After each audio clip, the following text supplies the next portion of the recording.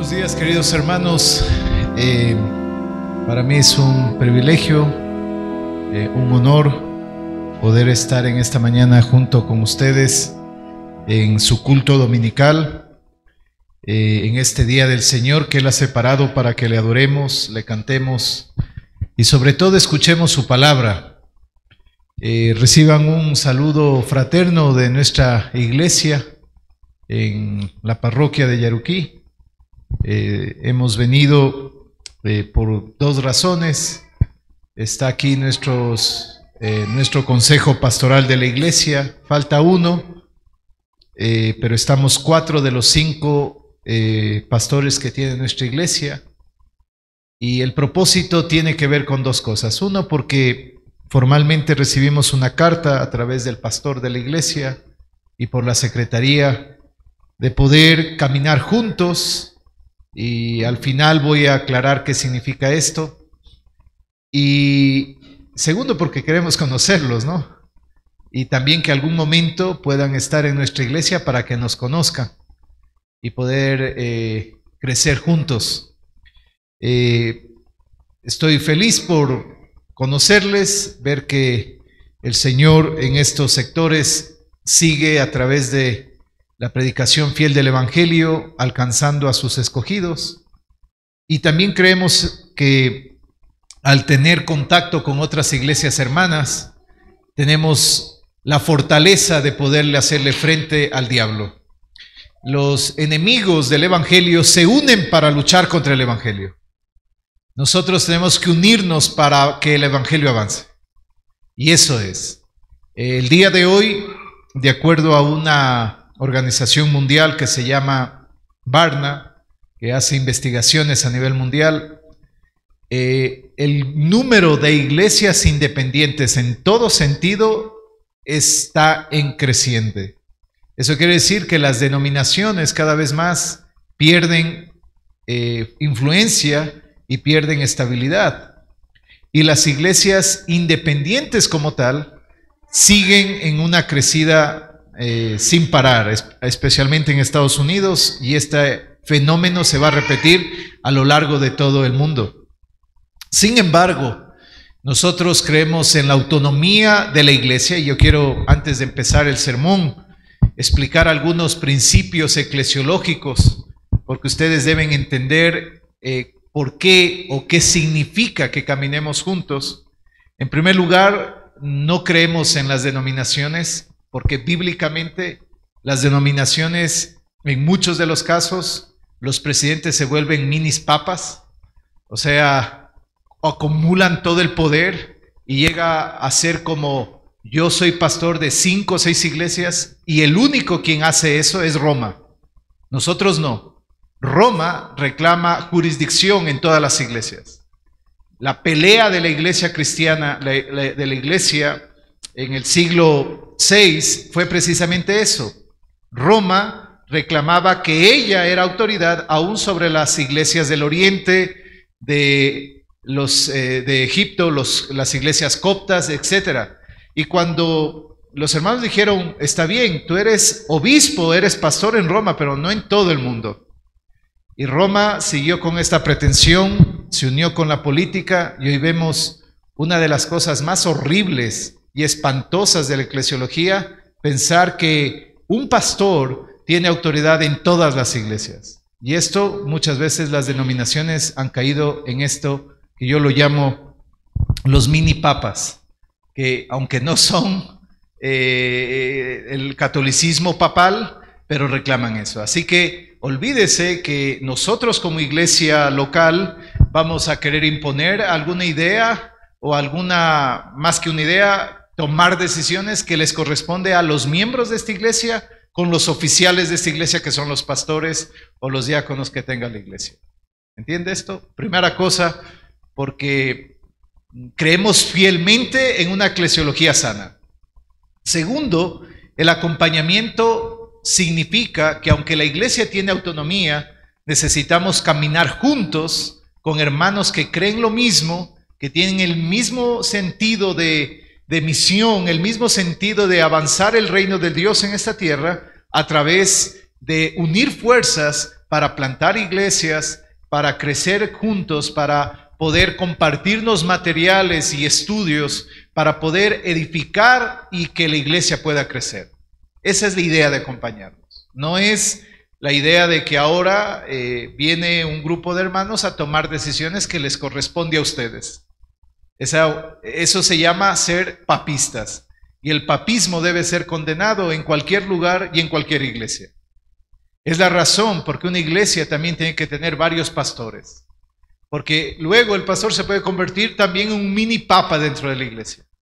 Entonces, todas las decisiones él toma, todo lo que él quiere se hace, y no es así. Cuando hay un grupo de pastores, llega a ser la iglesia saludable, los errores se pueden cometer, pero al mismo tiempo puede ser solventado porque no cae toda la autoridad o toda la responsabilidad en una persona. Cuando hay un problema en la iglesia serio, entonces ya no es uno decidiendo, sino un grupo de pastores que está orando y velando por el bienestar espiritual de la iglesia.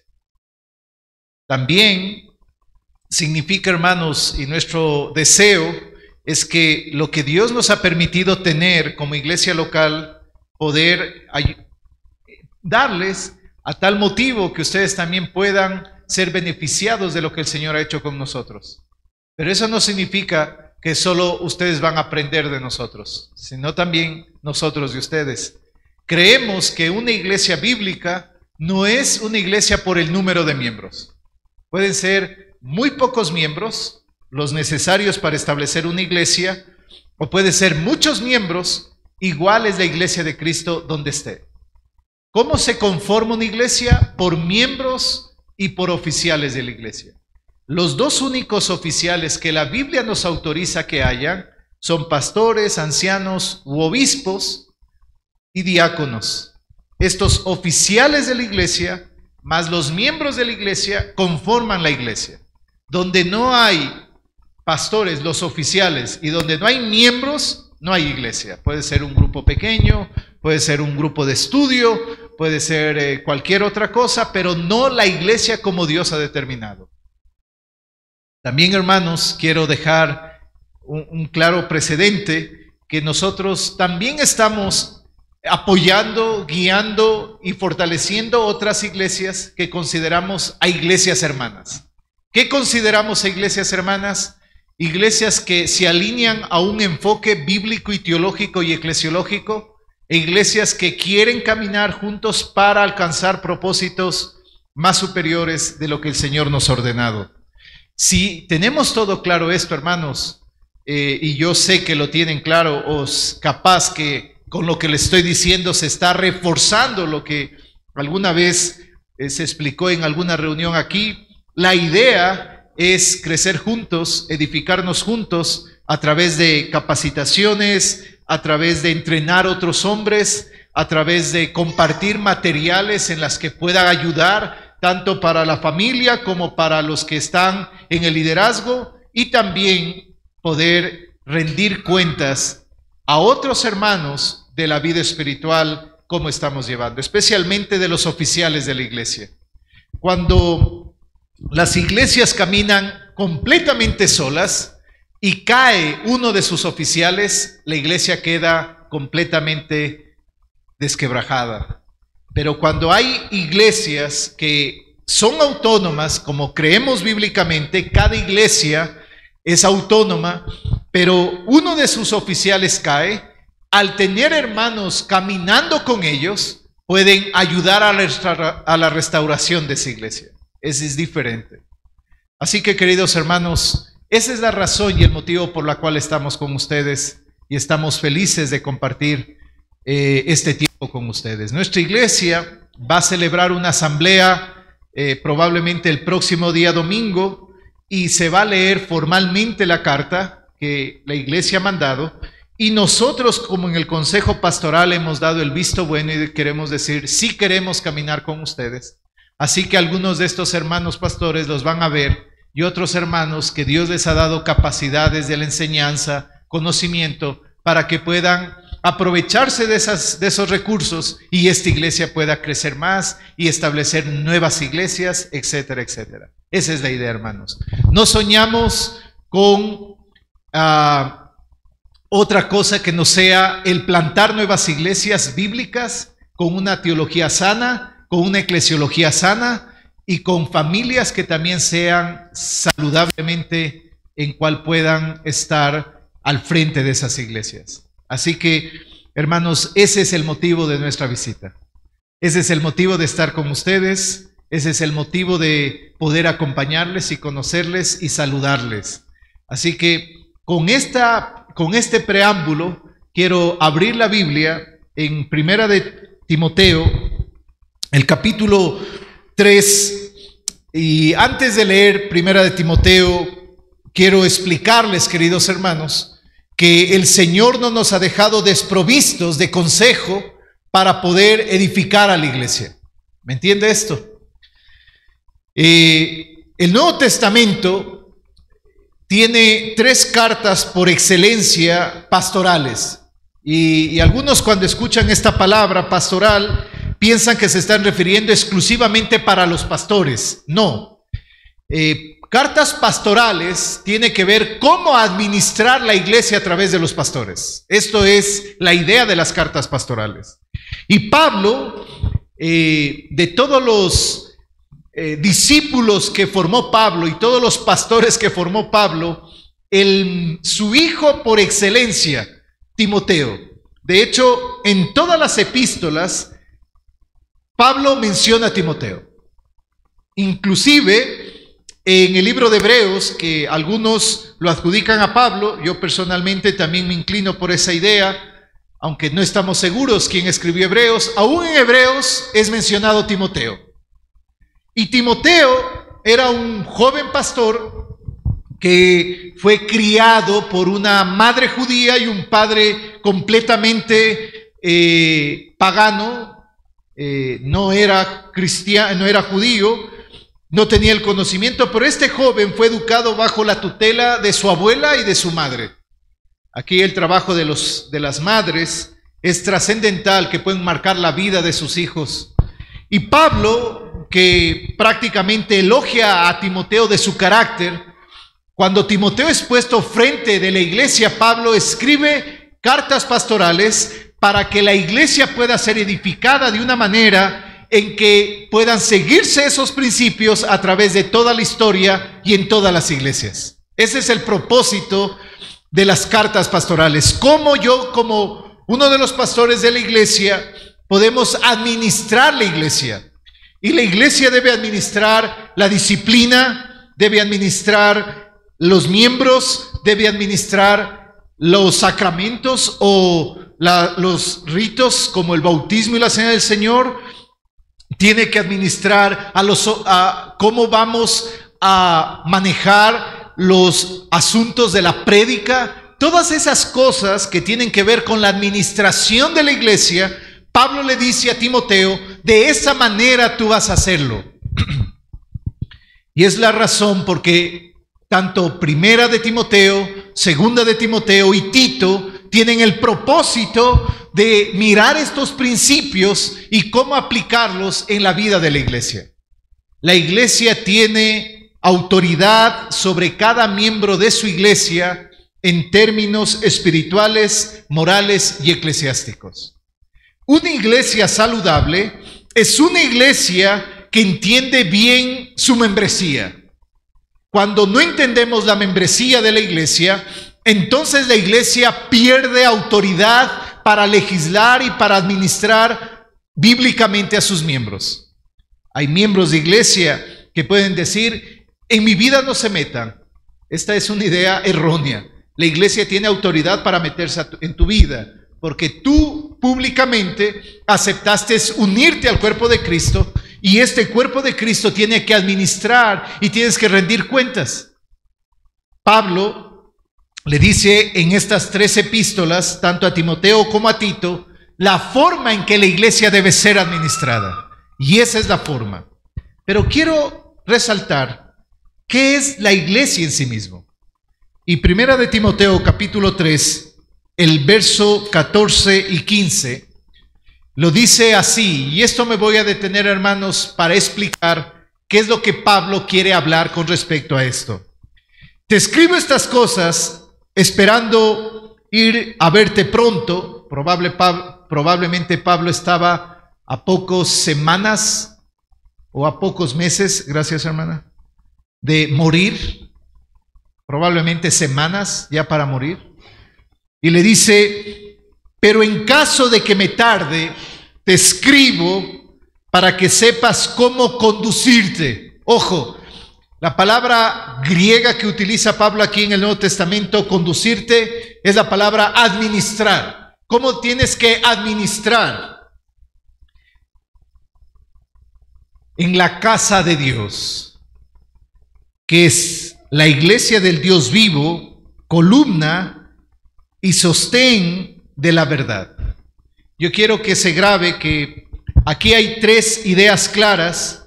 Pablo le dice: yo quiero que por si acaso yo me tarde, te escribo esto para que sepas cómo administrar la iglesia, la primera idea. Segundo, ¿qué es la iglesia? La iglesia le pertenece al Dios vivo. Y tercero, ¿cuál es la misión y cuál es su rol principal de la iglesia? Columna y sostén de la verdad.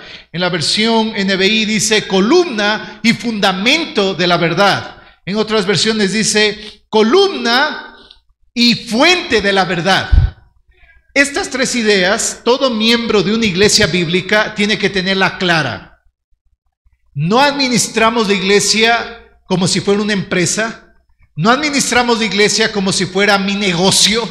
No administramos la iglesia porque veo que esta iglesia está creciendo, entonces voy a tomar el modelo de ellos, como, no sé, estos herejes de la prosperidad o de estos hijos del diablo, porque son hijos del diablo, los que hacen propaganda de marketing como si fuera la iglesia una especie de asunto de publicidad, ¿me entiendes? Cuando alguien toma la iglesia de esa manera, entonces está diciendo: no me interesa lo que Pablo escribió en las cartas pastorales y yo lo voy a hacer conforme a mis ideas. Y Pablo dice: no, yo te escribo esto en primer lugar para que sepas cómo administrar la iglesia. Segundo, te recuerdo que es la iglesia es la iglesia del Dios vivo, a Él le pertenece. Y tercero, ¿cuál es la misión y el legado de la iglesia? Columna y fuente de la verdad. La primera, la iglesia debe ser administrada bajo los principios que el Señor ha ordenado. Y hay, por lo menos, hermanos, sé que hay un lindo ministerio que nosotros utilizamos sus materiales que se llama 9 marcas, 9 marks, y que es de una iglesia muy respetada y bíblica, que la consideramos la iglesia en Washington que se llama Capitol Hill, donde están el pastor Mark Dever y con su grupo de pastores. Ellos han hecho buenos recursos y ellos tienen un libro famoso que se llama Las 9 marcas de una iglesia saludable. Esas 9 marcas yo sé que están, pero más que enmarcar cuántas marcas hay o cuántas hay o no hay, por lo menos, queridos hermanos, hay 3 cosas que administrativamente Pablo estaba pensando en estos textos de cómo debe ser administrada la iglesia. Primero, la predicación de la palabra.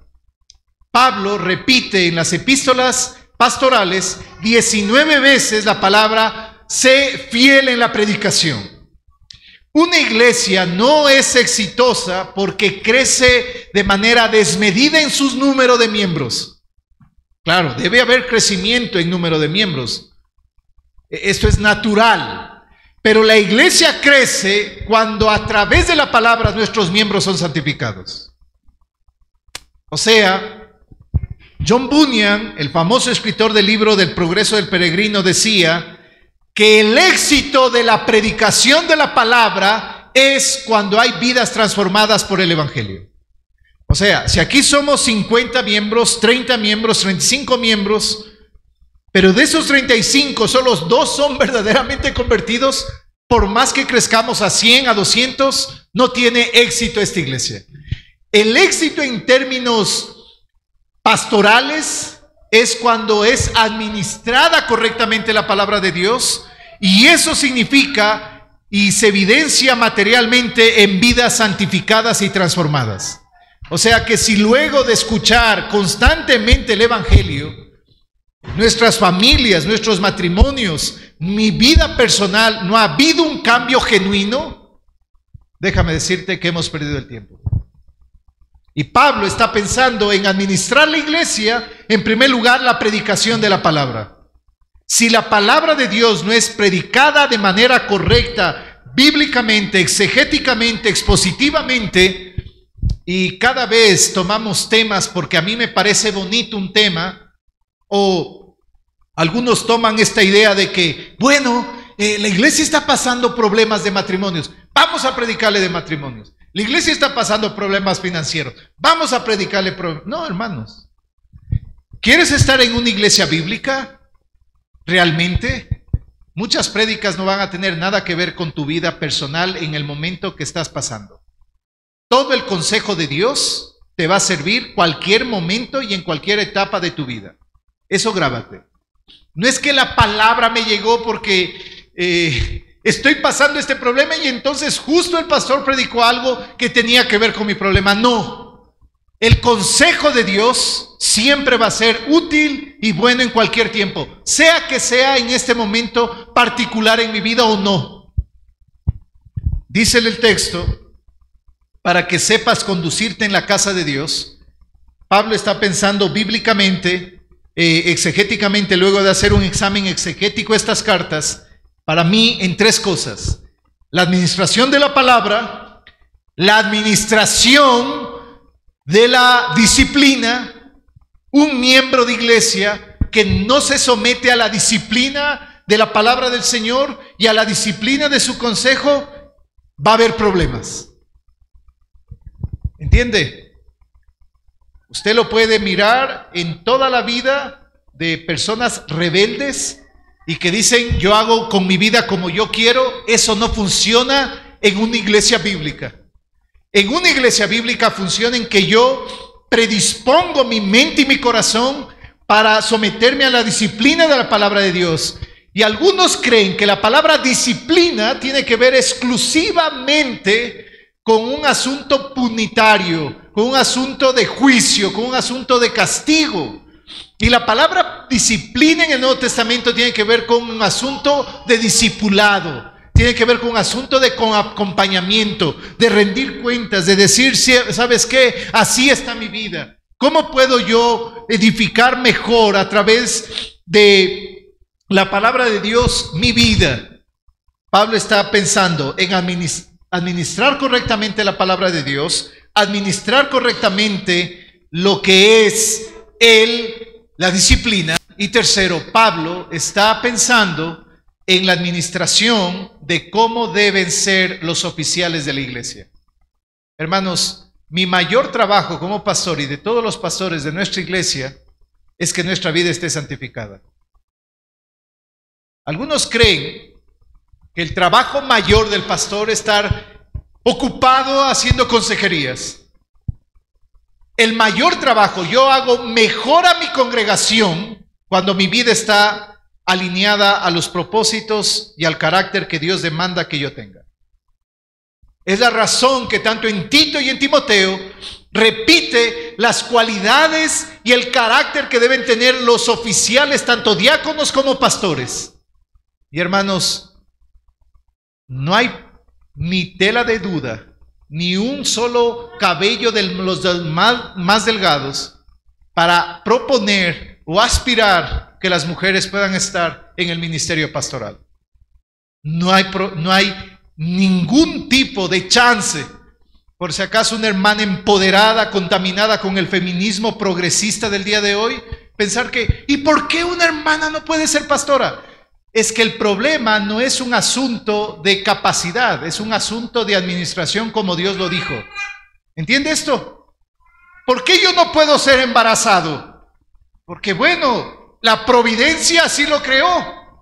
No se trata de que soy menos ni más. Se trata de que Dios así lo ordenó en el diseño del complementarianismo entre un hombre y una mujer. Y entonces, las contaminadas por el feminismo atroz y diabólico, ponen el grito en el cielo diciendo, no, es que eso es injusto. Injusto para tu mente contaminada, no para el Señor.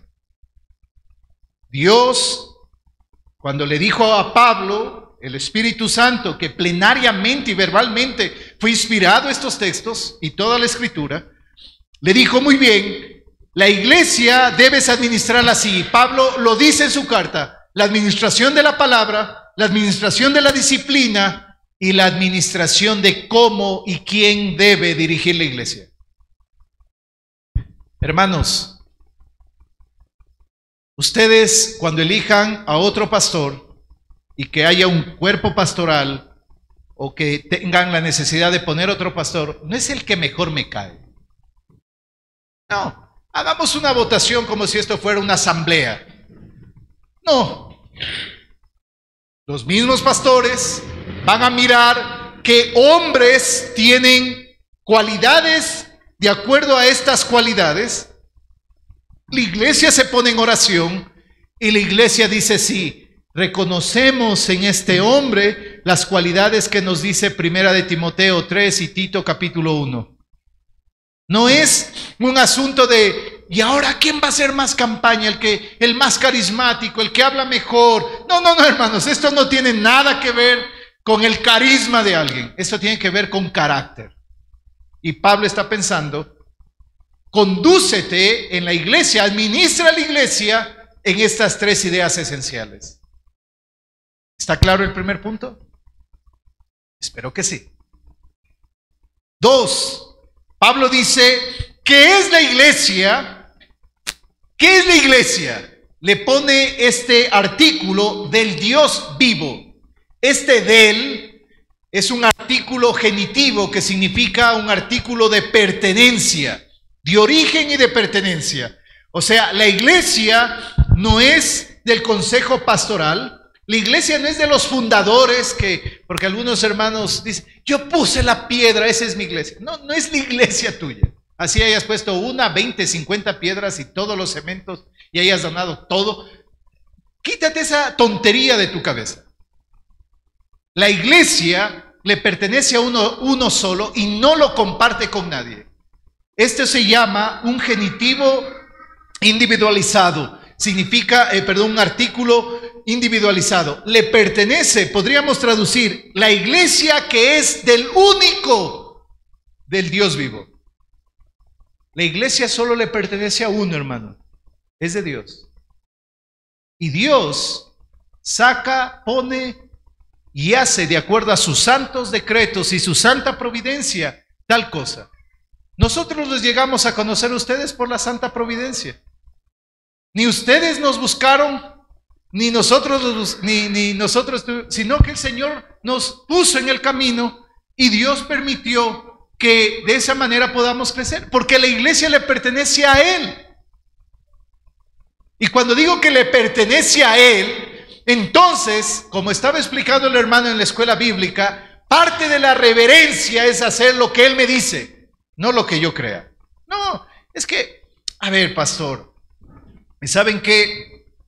Todos hemos tenido familiares papistas que dicen, no, es que a mí me enseñaron mis abuelos así, ¿verdad? Todos, alguna vez, cuando evangelizamos a alguien, ¿nos contestan de esa manera?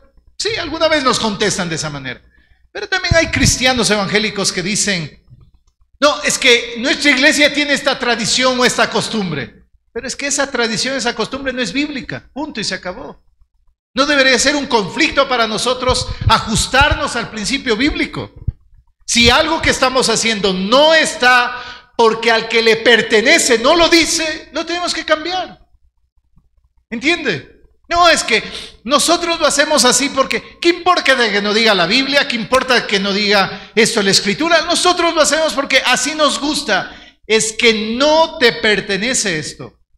Cuando tú tengas tu casa y construyas tu casa y hagas lo que tú quieras, porque así te gusta, porque no te gusta tal porcelanato, es tu problema. Pero la iglesia le pertenece al Dios vivo. Y ojo, Pablo utiliza al Dios vivo y la palabra cuando este sustantivo, estos dos están unidos, vivo, tiene la idea del Dios en el sentido de un Dios que está completamente en su fase de juicio y de su carácter, en donde no cambia absolutamente nada.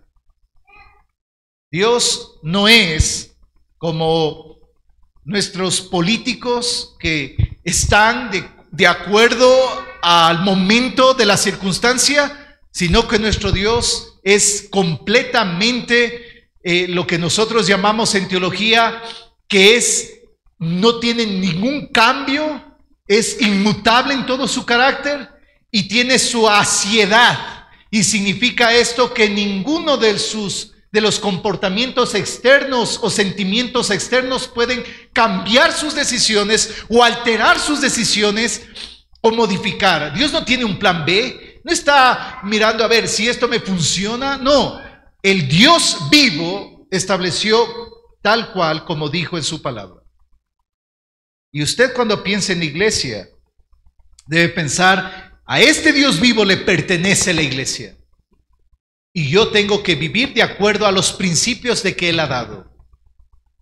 ¿Estamos claros, hermanos? Primer punto, ¿cómo debe ser administrada? Segundo, ¿a quién le pertenece a la iglesia? Al Dios vivo. Y tercero, columna y fundamento de la verdad. La iglesia tiene una sola misión: predicar la verdad y guardar la verdad para transmitirle a las próximas generaciones.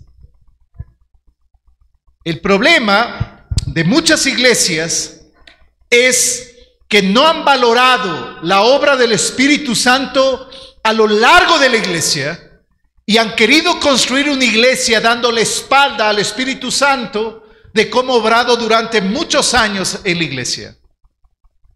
La verdad de Dios también es una verdad histórica.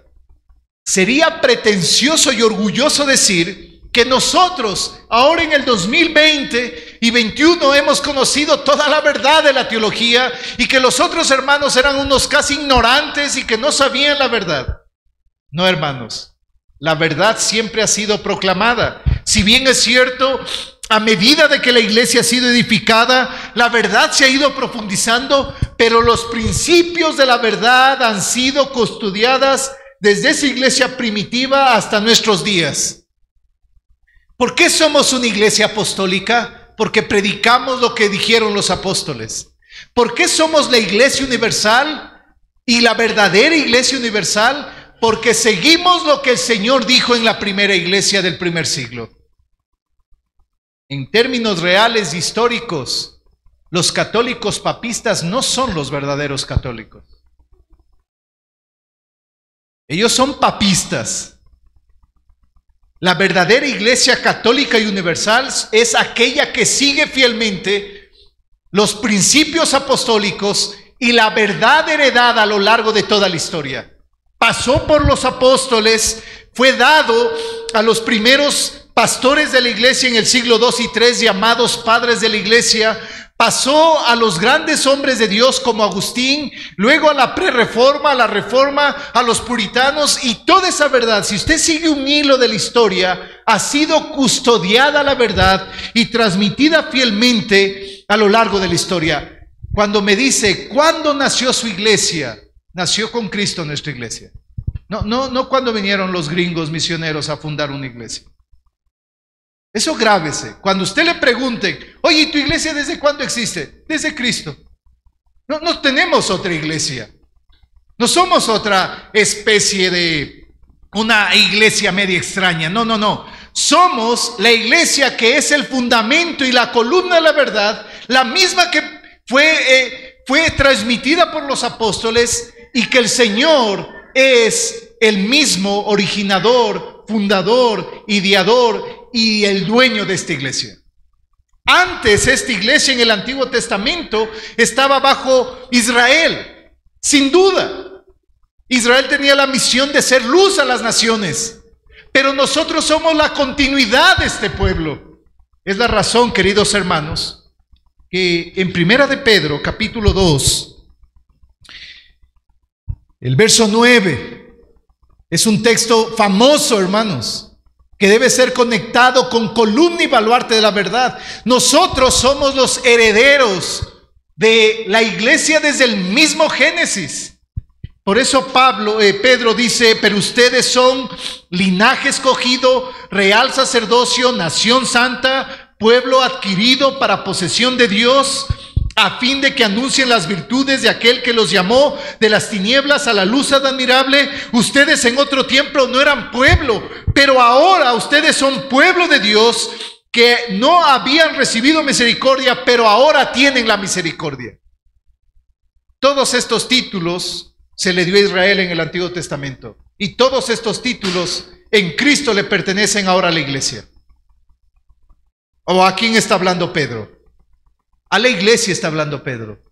Por lo tanto, la iglesia de Cristo, esa iglesia que en el Antiguo Testamento estaba administrado en el Antiguo Pacto por Israel, esa misma iglesia que tuvo un remanente y que nosotros somos de continuidad, hemos heredado esa verdad, la guardamos esta verdad, profundizamos esta verdad y la heredamos a la siguiente generación. Es la razón por que la iglesia debe predicar fielmente la verdad. Y ustedes dirán, ¿y cuál es esa verdad? Porque Pablo va a decir en Timoteo, columna y baluarte de la verdad. Y la pregunta es, ¿cuál verdad? Sin duda, esa verdad es Cristo, y Cristo es el mismo evangelio, y Cristo es la doctrina más excelsa, más importante, y la que converge en todas las doctrinas. En otras palabras, todo el consejo de Dios dado a su escritura. Esa es la verdad. Hermanos, si la iglesia no acoge esa verdad, si la iglesia no ama esta verdad, si la iglesia no profundiza esta verdad, y si la iglesia no transmite esta verdad, entonces no somos la iglesia de Dios vivo. Y yo tengo que ser consciente como iglesia local que mis hermanos del pasado, el Espíritu Santo los guió, y yo tengo que tener esa verdad, la que el mismo Espíritu Santo les habló, y ahora yo guardarla, custodiarla, profundizarla, predicarla y pasarla a la siguiente generación. Eso es la iglesia. La iglesia, columna, es para sostener y sostén, columna y baluarte y sostén. Las dos ideas no son lo mismo. Columna es para sostener, para aguantar, para soportar, y sostén, la palabra que utiliza Pablo aquí es fuente o custodio de la verdad. Hermanos, eso es la iglesia. La iglesia no es un grupo de amigos buenos. No, es que yo me encuentro con mi pan en la iglesia y le veo cada domingo y me gusta compartir. Está bien que comparta con la gente del pueblo de Dios. Pero la iglesia en primer y última instancia es columna y baluarte de la verdad. Debemos predicar la verdad, atesorar esa verdad que ha sido históricamente entregada a nosotros, y nosotros poder entregar a la siguiente generación. Es la razón porque la iglesia debe mirar con agrado las confesiones de fe antiguas. Es la razón por la cual debemos leer a los puritanos.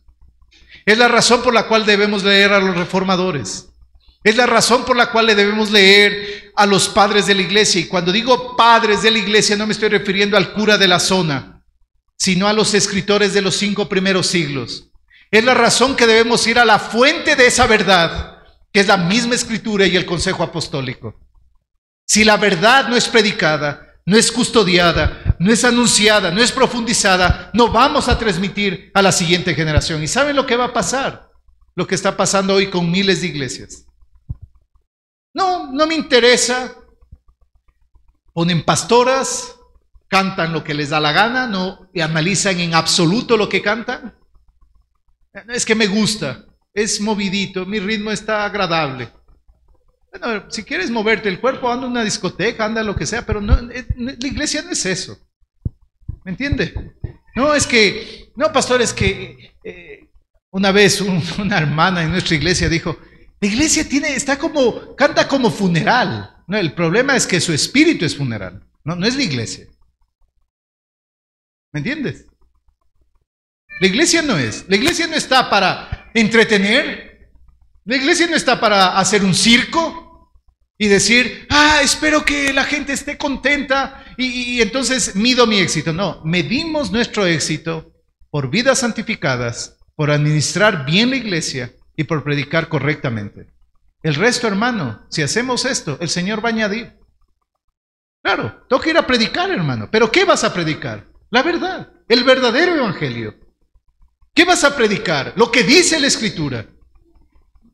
Y hermanos, el Señor ha dicho claramente que sin duda la iglesia va a ser tan fuerte que ni el mismo infierno, con todos sus demonios, levantándose, haga de cuenta que en este momento todo el infierno y todos los demonios se encaminan para destruir a esta parte de la iglesia, Roy, aquí en este sector.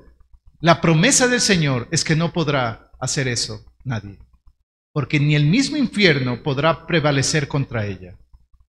¿Saben por qué? Porque le pertenece al Dios vivo. Y tú eres parte de esa iglesia, parte del cuerpo de Cristo, que fuiste comprado, que fuiste redimido por sangre y alcanzado por misericordia y gracia. Por lo tanto, yo marco, al ser parte de la iglesia local y mi iglesia local estar conectada con la iglesia mundial, que es el cuerpo de Cristo, debo sentirme privilegiado, porque soy parte del único Dios, de la iglesia del Dios verdadero, que ha dicho, yo estoy contigo hasta el fin del mundo. ¿Creemos esto, hermanos? Si lo creemos, amen a su iglesia local, sírvanle. Porque cuando dice la gente, yo sirvo a Dios, ¿sabes cómo sirves a Dios? Sirviendo a tus hermanos. No lo vemos a Dios, pero sí vemos a nuestros hermanos. ¿Cómo amas a tus hermanos? Perdonándolos. ¿Cómo amas a tus hermanos? Sacando todo el orgullo, el resentimiento y diciendo, hermano, eres mi cuerpo también. Y caminamos para el mismo lugar. Hermanos, amen a su iglesia. Amen a sus oficiales de la iglesia. Prediquen juntos el evangelio y hagan que su iglesia sea una luz en medio de todas estas tinieblas. Que sean sal en medio de toda la podredumbre que existe. Y que sea el evangelio el verdadero alivio que pueda conocer un corazón cansado. Que el Señor les bendiga y que su gracia esté con esta iglesia en todas las cosas. Amén. Pueden ponerse en pie, por favor, y vamos a terminar orando.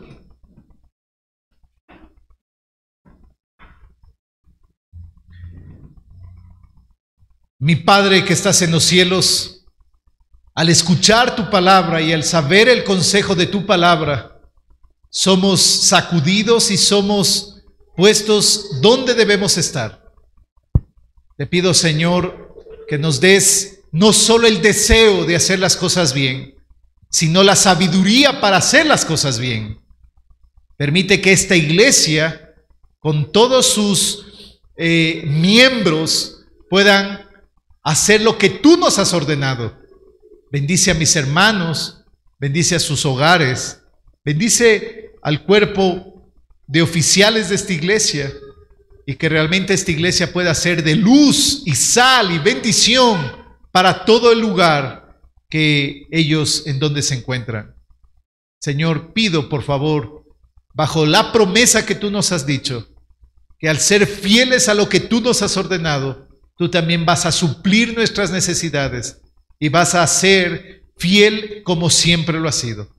Gracias, mi Padre, por tener el privilegio de nosotros conocerlos y poder caminar juntos en lo que tú nos has ordenado. Oramos, mi Señor, en el nombre de Jesús. Amén.